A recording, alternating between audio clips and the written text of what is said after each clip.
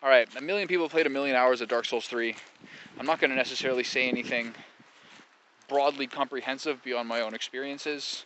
It is a much more polished, highly accessible experience compared to previous ones.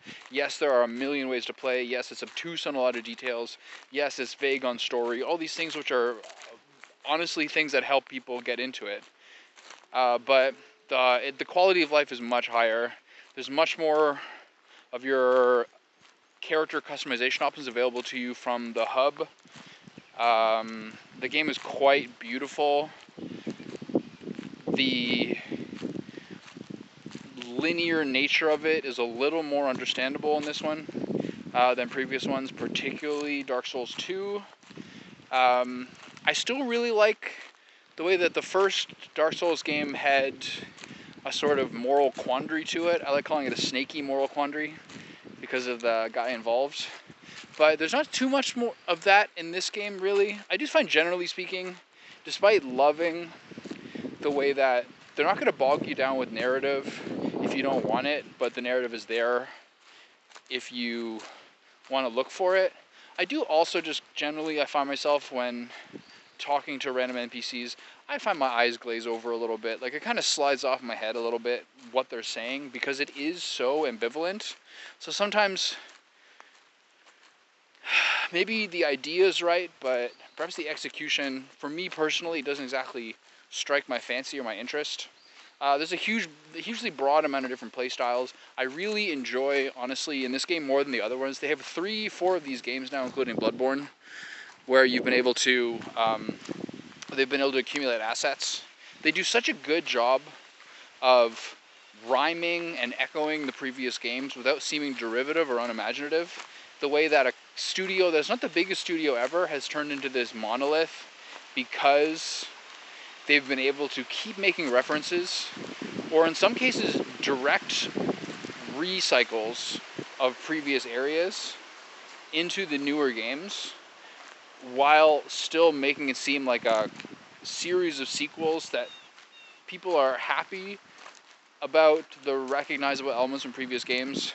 Weapon sets. I saw someone in the untended graves, using the Blades of Mercy, essentially, that I used to no avail in Bloodborne. So the way they've been able to build up a series of animations, character sets, all these things, and to make it so that you can make the game on a more strict schedule, I think they did a great job of that. It never seems unoriginal. It seems like they're building, and I think it's really great. I also really enjoy, over the course of a game, building up a repertoire of weapons, an arsenal of weapons, a repertoire of armor. I'm not someone who wants to completely start over from scratch each time I do a new game. Plus, I like the fact that each time I want to do a new game, so I never sold anything except duplicates, and I'm trying to build up the full collection of boss weapons and all these things for further playthroughs. Like, I've got a Smaug set with the hammer coming up in my future at some point.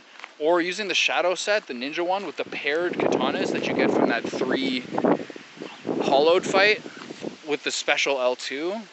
Amazing. The ability to start having the unique art L2s has been genuinely much more fun and adds a lot to the game. I really like that. This is the first game where I started to basically do like a sword and board style setup. Honestly, of a 60-odd hour playthrough that I did, it probably took me 40 of that to really start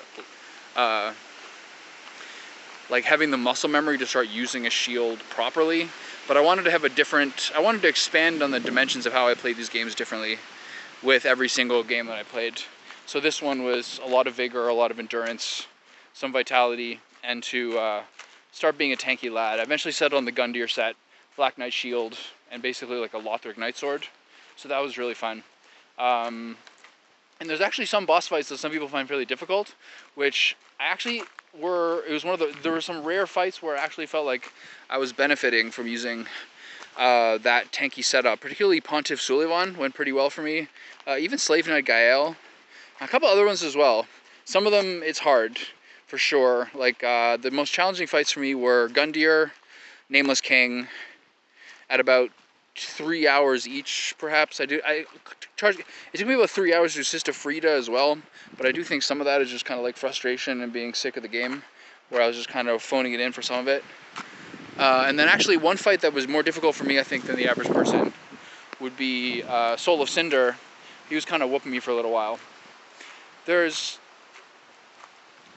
kind of hard to think of the ways that how to rate boss fights. To me, the boss fights that seem the best always are the ones where it's a really punishing 1v1 duel, basically, with pretty narrow windows for error. Those are the fights that I feel like are perfect, like Phase 2 Nameless King, all of Gundyr. Gundyr is like Akira from Virtua Fighter or something. I love his moveset so much, so much. Those are the fights, as well as to some degree Soul of Cinder, which seem to me to be the best, because it's kind of harder for me to figure out the ways that a more gimmicky fight is really well designed. There's so many boss fights in the game that there are some that are gimmicky, and they feel like Wolnir or Deacons of the Deep, or some fights, or the Spear of the Church fight, F that's so stupid, that seem, I don't know, they gotta have a variety of different approaches, so I'm not mad about that. There's another kind of fight which I think are like not particularly difficult, and not particularly, that are basically just aesthetically really enjoyable. For me, that's Dancer of the Boreal Valley, which is one of the most beautiful designs I've ever seen of a boss in any game ever. Midir, I think, is an excellent take on what a dragon fight would be like without really gimmicks. Like, that's how a dragon would whoop you when it's 100,000 times your size.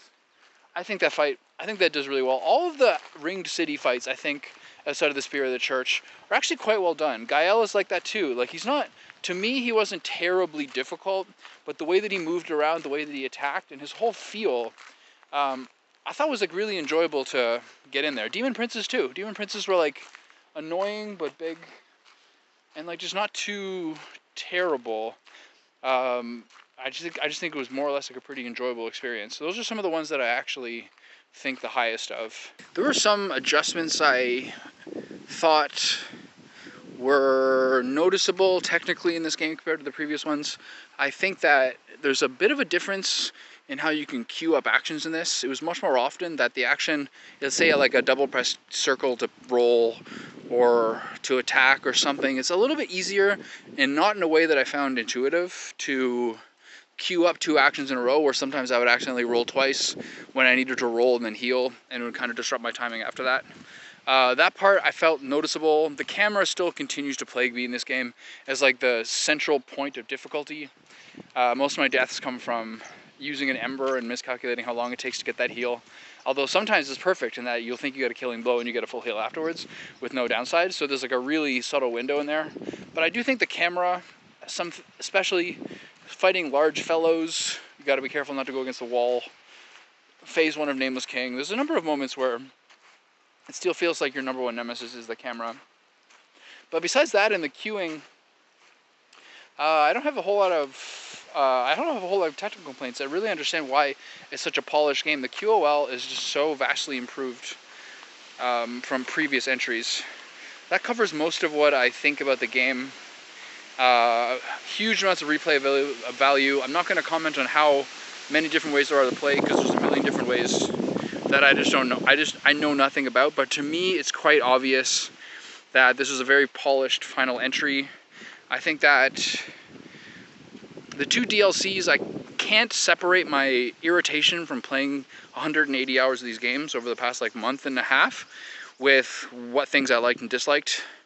I think, as I said, the Ring City bosses were, I think, quite good, but I found like the sort of bonfire to boss gauntlets, or the traversal elements of both expansions, particularly the second one, I found sort of irritating.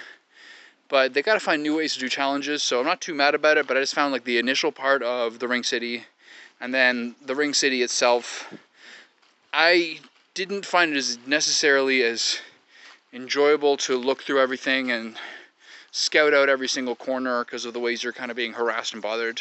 So I didn't really enjoy that too much, but I can't necessarily extricate my own fatigue with the series from those, what the actual qualities of the event itself.